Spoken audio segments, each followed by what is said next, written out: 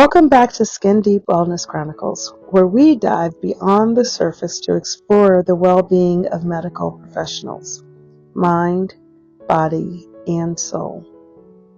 I'm Dr. Lakimerly, and we are continuing our 5-part series titled Healing the Healers, a Journey to Self-Love. So far in this series, we've talked about self-love in medicine, breaking free from the martyr mentality, and building emotional resilience and mindfulness. If you missed those episodes, I encourage you to go back and listen, as each step builds upon the last. But today, we're talking about one of the hardest lessons for many of us in healthcare: the power of saying no. Setting boundaries in medicine. Let's be honest, many of us struggle with saying no.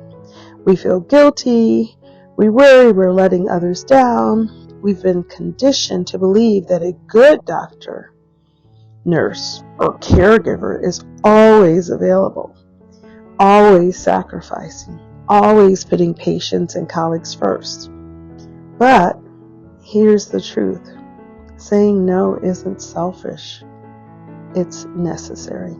So today, we're going to explore why boundary setting is so difficult in medicine, the real consequences of not having them, and how we can start saying no with confidence and without guilt.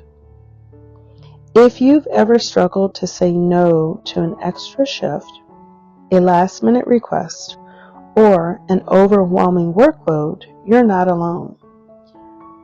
But why is it so hard for us? For many of us, the difficulty comes from a few deep-seated beliefs, such as, if I say no, I'm not a team player.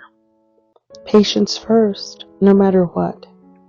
If I set boundaries, people will think I don't care enough. Medicine is demanding. I should just push through. These beliefs have been ingrained in us since training, where we were taught to prioritize everything except ourselves. We were rewarded for overworking, praised for sacrificing, and sometimes even shamed for needing rest.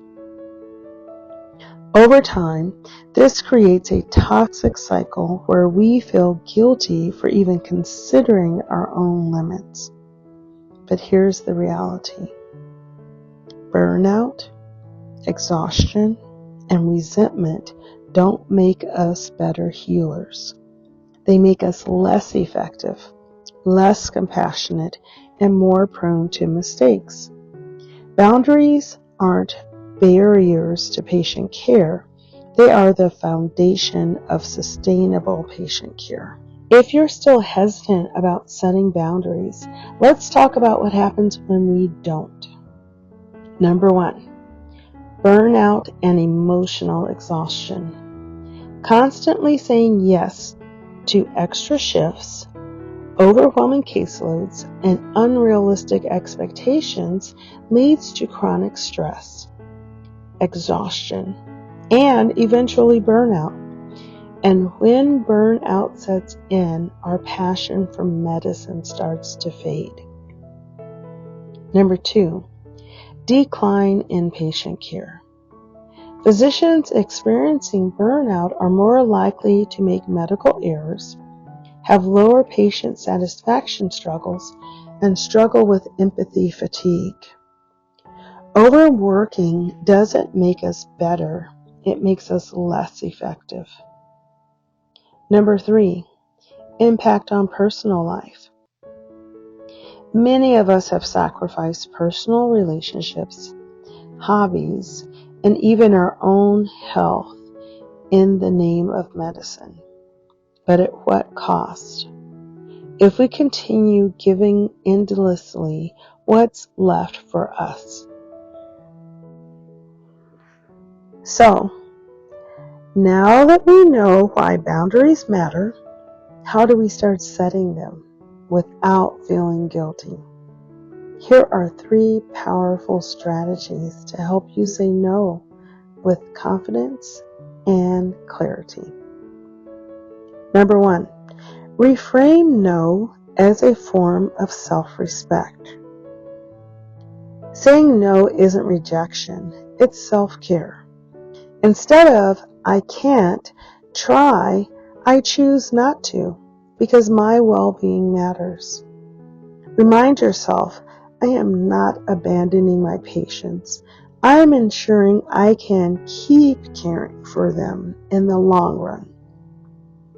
Number 2, use the compassionate no technique, a script for saying no professionally.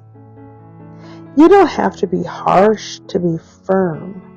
Here's a simple formula. Acknowledge the request.